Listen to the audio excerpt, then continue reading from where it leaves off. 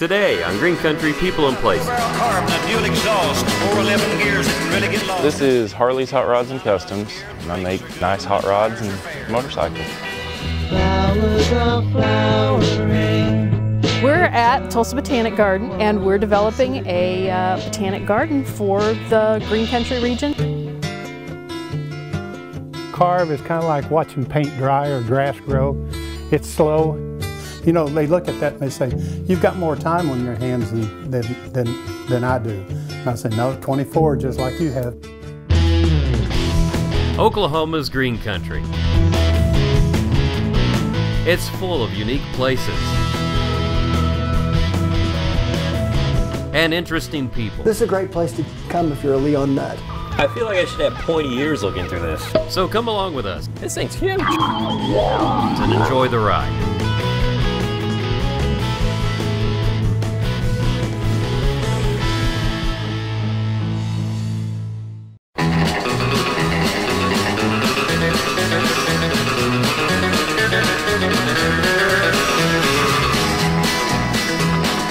The story of the hot rod race when the Ford and the Mercury was setting a pace. That story's true, I'm here to say, cause I was a driving that Model A. This is Harley's Hot Rods and Customs, and I'm located in the old Auburn Cord Duesenberg building. We share a nice space together. I've got both ends, and I make nice hot rods and motorcycles. How'd you get into this? I've grown up around it pretty much my whole life. My dad started where he's built cars most of his life, and I worked for a guy that wanted out and was lucky enough to take over a spot. Did your dad give you the name Harley, or did you come by it? Well, that was Mom and Dad. Probably a little bit motorcycles and a little bit of a movie. I don't remember the movie. Yeah, cool parents. Speaking of, this is a beautiful Ford behind us. What's this? This is a 1963 Ford Galaxy. All original restoration. It looks like it just came out of the magazine ad. Well, we tried to make it as correct as possible. The only thing different right now is the wheels. That's got to be a lot of work. I mean, people don't understand what it takes to make this look like what it used to look like, right? It's just as nice underneath as it is on top. The upholstery inside is beautiful. The colors are right. I don't know a lot about cars, but I know enough to know that this looks like it should look. Even down to the engine and everything. I love the lift latch on that. I can get into it. Woo! You could eat dinner off that. Man, it's clean. And it runs great. Got a 4-barrel carb and a dual exhaust. 411 gears that can really get lost. Got safety tubes and I'm not scared. The brakes are good and the tires are fair. This is incredible. It looks like a museum piece. Well, this is as nice as it gets. It's a 1957 150 utility, and every single thing's been done to it. You've got to have some deep pockets to get in this much in love with the car, don't you? Yeah, you can get over 6 figures in one by the time you. It's full custom chassis. Engine, transmission, everything is new on it. And this is not like a TV show 1-week turnaround project, is it? No, and this car, there's very little left of the original car. It's all we got left is basically the roof, the dash, and a little bit of the inner structure. Everything else has been replaced. It's amazing. It has that new car smell to it. It does. Nice leather interior, all custom built. You do take a lot of work and effort, it looks like, goes into the details of everything here, including the paint. I mean, this is just really spectacular. Well, it's the details that really kind of make the car. We try and cover everything we can. Good night. That reminds me of my Hot Wheels.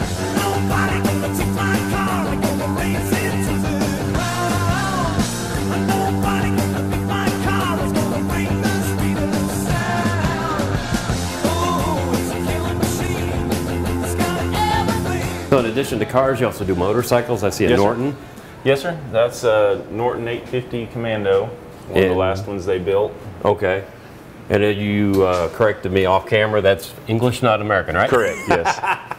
And then over here, this is kind of a jewel. This is an Indian, right? Yep, this is a 1939 Indian 4-cylinder. And this is American made. This is American made.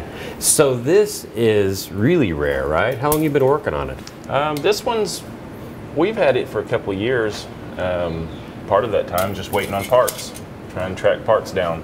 So you have to get on the web all the time and see if something comes up on eBay or something like that and catch it? Yeah, the front mount for the sidecar that he's working on right there. It's got a sidecar? Yep, the sidecar's right off to the side, and he's working on making the frame fit at the moment.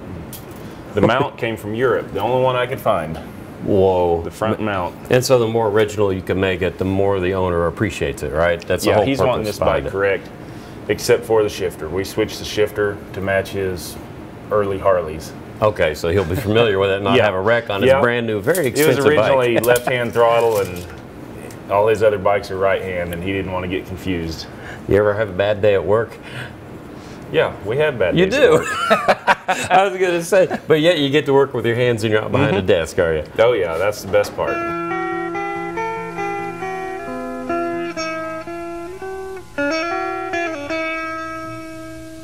This is Troy, and you're the painter here. Yes. And so you take all that hard work they do out there and make it look really pretty, right? Yes, some days. Okay, so what we're looking at is our panels? Yeah, they're essentially, they're just panels over the years instead of pinstripers, pinstriping cars to show their work off. A lot of times they'll do panels. So what I'll do is I'll make the panels, form them like the surfboards, the flying eye and stuff, and then I'll paint them, candy them, and then give them away as gifts, and then I'll get painted ones back.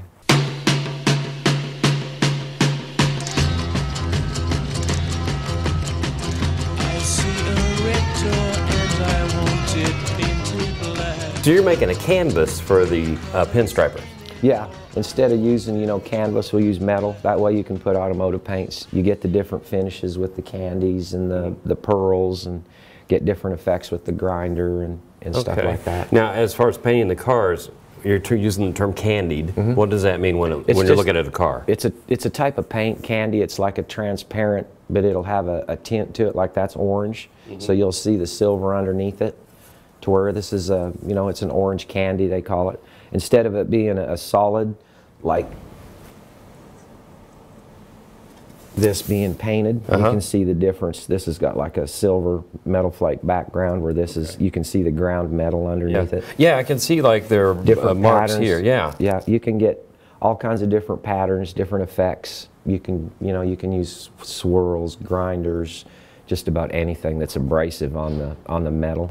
And you have a full paint booth here too, right? Yeah, right next door in the paint shop. And so how long does it take you to paint a car? Depending on the car actual paint time, probably 2 or 3 hours. But the prep time is what everything is. It doesn't really take that long to actually paint the car.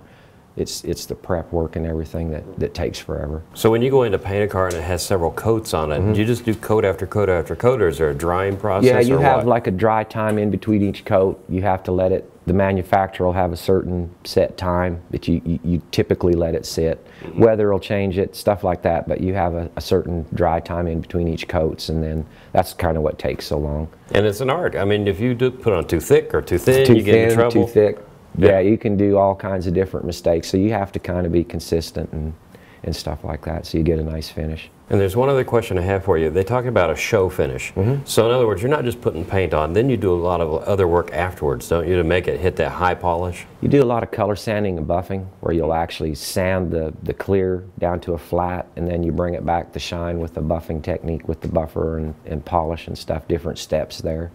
It'll bring back the luster. It just goes dull, and then you just start slowly bringing the shine back with compound, and then after you compound it, you polish it.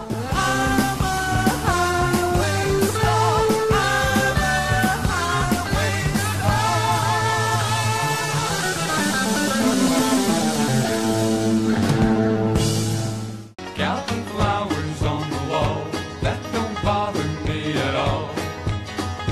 Playing solitaire till dawn with the deck of 51. We're at Tulsa Botanic Garden, and we are developing, we're about 8 miles northwest of downtown Tulsa, and we're developing a botanic garden for the Green Country region, Tulsa, and northeast Oklahoma. We have a 170-acre site, and we've been in existence. The idea was formed in 1999, and we're moving steadily along. What is the purpose behind a botanical garden? I tell, when we work with kids, when we have them out at the garden visiting, I tell them it's like a zoo for plants. And if you kind of think of it that way, we have plants from all over the world. We're also studying and conserving a lot of our native plants and natural areas here, which are also very important. But when you start thinking about, what plants are good for, of course they give us the air that we breathe, our clothes. I mean, every part of our life is affected by plants, and so telling that story is really important. And a lot of people, you go about your daily life and you see green things, trees on the street, grass in your yard, but going beyond that and really learning all of the things. And there are places in the world where, in fact, here in the U.S. and in Oklahoma, where plants are endangered because of habitat destruction, things like that. So just kind of letting people think about plants, the beauty, of course, but also learning some of the science behind it. Flowers are flowering, it's summer once again. Flowers are flowering, it's summer once again. When I think of a botanical garden, like Oklahoma City, other places like that, they're giant greenhouses. You're talking, how many acres here? It's 170 acres. So what was the thought process behind that? I mean, you're not in an enclosed environment where everything's squished together. This is more like it would naturally be, or something like that? Well, that's every garden is different. We're kind of lucky. A lot of botanic gardens have formed from different ways. Maybe a private estate. In the past, it was somebody's garden and home, and over time it was given to a group to run and open to the public. And some are city city institutions, things like that. We're kind of in a really unique situation because the land was donated, and so we are starting from scratch. And so we have the 170 acres, and it's starting kind of in the beautiful part of Osage Hills, just outside of Tulsa.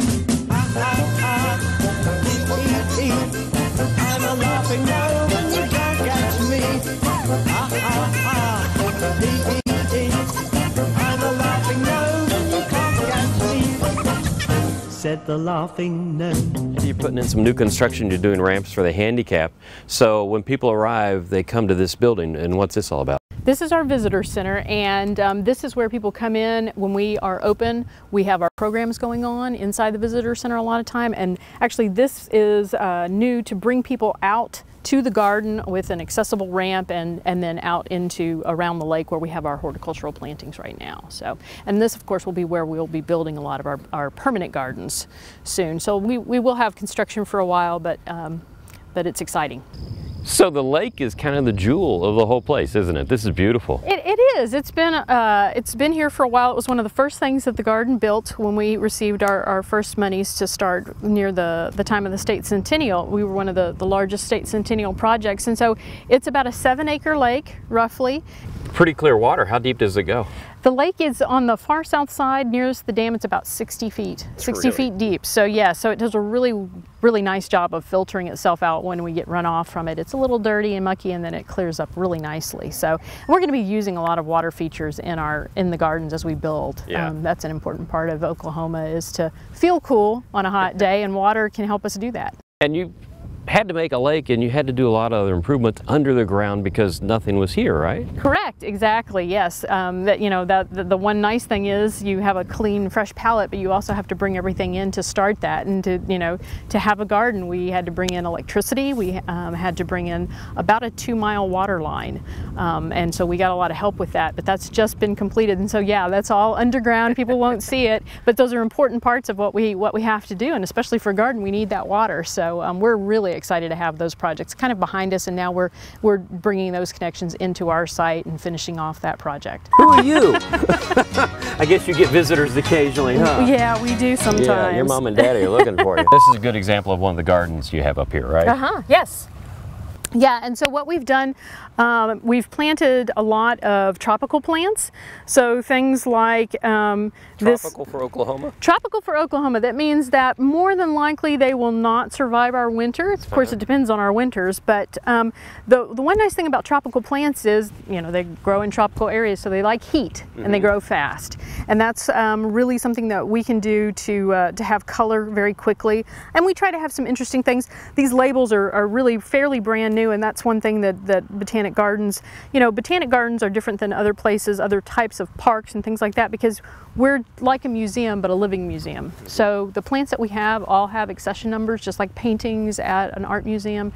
And so we have a database already started for each one of these plants, where it's from, our source, things like that, and that just keeps growing as we grow. But it's great to show plants from different parts of the world. That kind of black leaf plant right there is actually a relative of cotton. That's a cotton species. It's not the one that's used mostly for production, but that is a cotton species from... I wouldn't even think that was part of cotton, or related to cotton. It's an ornamental version, and black and purple with some really pretty flowers to it. I just heard we got buzzed by a hummingbird, didn't we? Yes, and that's another really nice thing about the garden. You know, they found us immediately as soon as we put some flowers in the ground, and they are fighting over them now. And we actually have plants that are probably native to where they go over winter when they migrate. And we have them here in the garden, and they've found those and a lot of other things. And of course, we also see a lot of monarchs and other caterpillars, you know, and butterflies coming in, and moths as well. So just a lot of wildlife that we get to see here. Flowers are flowering, it's summer once again. Flowers are flowering, it's summer once again.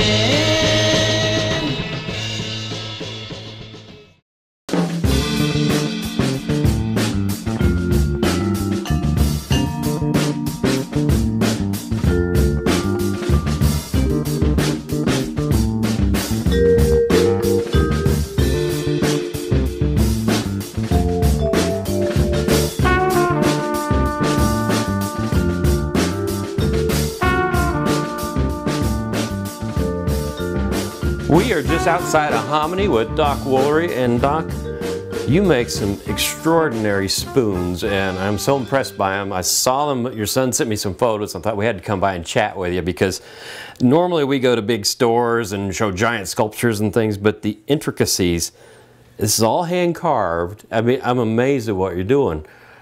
How'd you get started doing spoon carving? Well, I joined the EOWA, which is the Eastern Oklahoma Wood Carving Association in Tulsa, and there was a couple of guys there, older men, that were carving spoons, and I bought the book that they got their patterns out of, and I looked at it, and I wanted to see if I couldn't find one that was really out of sight.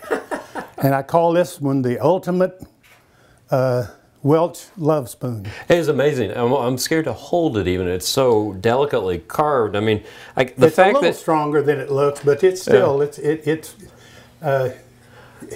will break. It's wood. The fact that you got your balls inside of this thing in here, and you carved them inside of there, right? Oh yeah, yeah. So this is one piece of wood, every bit of it, even the links in the chain. It begins just like this. Oh, okay. What type of wood do you use? Now this one's butternut. And this is basswood, and that's probably two of the most common. Basswood is probably the most common wood carvers. I remember making my Cub Scout race car out of basswood. And it was easy to sand and carve as a kid. If you notice, the grain is not very noticeable. In this, it is. Yeah. So this is kind of like poor man's walnut. Okay, I see, because you got the striations in it. But it's much softer to carve than walnut. So when you first started doing this, I mean, you said you joined the Wood Carvers Club, but were you just spitting and whittling before that? Pretty much. Yeah. Putting something in the Tulsa State Fair a time or two, and got a red ribbon and a blue ribbon for a couple of things I entered in there. But I was looking for somebody, a group that knew what they were doing. Yeah. And EOWA has a carve-in every Thursday night at the Central Park. Just a minute, it's coming back up in. Whoa. Well, we'll disinfect this later. Well, yeah. But I'll tell you what, it's not as cold as it was. It's warmed up. It's warmed up. So after you scroll saw the edges away, I see you have some drill holes. Now, are you going to scroll saw in there, or are you going to carve in there? Oh, I'll come in there with a scroll saw and cut all this out in here where the outlines are around these 3 balls here. And then when I do that in this dimension too, from the side, then that'll free those up, and this thing will be just this shape when you look at it from the top. Just Smart like man. this one. And then it'll be that shape from the side, which will make it a 3-dimension. So basically, the more of this you can cut away with a power tool, the less hand carving you have to do, which is a nice idea. One thing I like is whenever we go places and we meet artists such as yourself, is your shop. I mean, this is like a step back into time. I'm looking at a bandsaw here. It's got a few years on it. Everything on the bench over here. Lubricates through an oil chamber down there. Oh, it does? Oh my gosh. Well, and you got your old grinder and you got that. I even like the fact that you got a lathe, although it's not quite large yet, but you're doing good.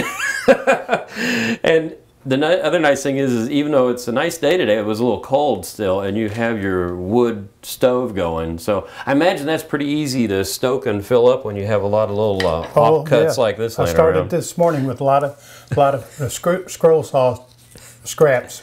Now you don't just do everything in here though, because you're a smarter man. You know that when you're carving it doesn't take a lot of tools, so you're in by the house and in the kitchen near the TV, right? Right. And I do a lot of it while I'm watching movies, things like that. People ask us, they look at that and they say, "You've got more time on your hands than I do." And I say, "No, 24, just like you have." If I could save time in a bottle, the first thing that I'd like to do is to save every day till eternity passes away, just to spend them with you. Your son sent me like 2 photos of spoons. He was holding back on me because you were really ill at the time he called, and I thought, oh my gosh, this poor old man's doing like 1 spoon a year. You've been busy. Yeah. You sell these at Branson? The only place in Branson, pick that up, that little folder right there on top of this lantern. Oh yeah, this thing? Yeah. That's my buddy up there. He just passed away 2 or 3 years ago. Oh no. He's known all over the world, and he lectured and taught all over the world. Pete Engler. And he's a wood carver? Engler Block downtown. He built that. Okay. But when Silver Dollar City only had 3 buildings, there was a wood carver, Pete Engler, and the blacksmith that's been there forever, and then something else. I don't know, a sorghum factory or something that they were grinding sugar cane. But there was only 3 out at Branson, out at Silver Dollar City. And Pete Engler was one of them. He started wood carving in Branson at Silver Dollar City. So he's kind of behind the whole reason Branson's there. I know you win a lot of stuff, but what's so special about this one? That was one of the first things I entered at the Tulsa State Fair.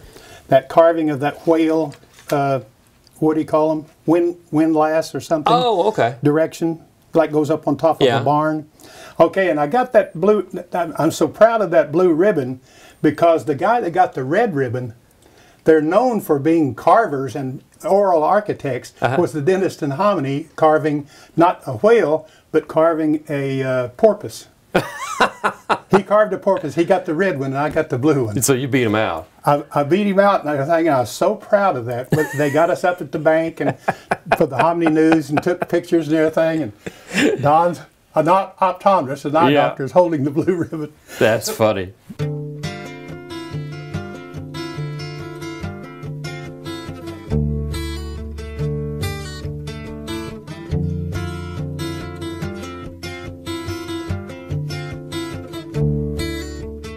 Looks like you're kind of geared up for war there. You got a Kevlar glove on?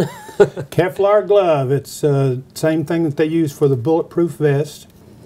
And so far, if I'm wearing that and my thumb protector, this is the wrap that they wrap racehorses with, their ankles, and it comes in all kinds of colors. So you're a thoroughbred carver wearing that. Hopefully. But this, you just nip around here on that guide mark right there. Now you have different lines on the drawing right now, and what do they tell you? This tells me this is what I'm going to be leaving. Okay. And this is going to, yeah, as you can see on this one that's finished, see how they wrap around each other? Yeah, you got different levels. You're up here, down here. Right. So if you cut in here, you got to cut away part of the treble clef. And sometimes when I come over the top like that, I'll come across and curve it down in there, but I don't want to go down farther than what I'm cutting away here. Yeah. So it just, and then hopefully they don't all touch. Now, But to be honest, this is not a profit job, is it? I mean, how many hours are you going to put in on this? 50 cents an hour, about what people got paid in the dime store, you know, back in the 40s. So obviously you do this for the love of it. Oh man, just, you know, just for something to just get you completely away from reality. Country roads, take me home to the place I belong. Well, Doc, it's so beautiful out here, and you're out in the country and you just feel like you're on a vacation. One thing I like is on the Eagle's Nest sign you have up here on the back side, you put something up there. What does that say? Well, I took my new router, I was trying to learn how to use my router, and I carved that 14-foot beam, 4 inches by 16 inches, and put the border around it, and it says, "You are about to enter the cold, cruel world." I like the sentiment. I like that. Because it is, you said the right word, it is peaceful and quiet out here.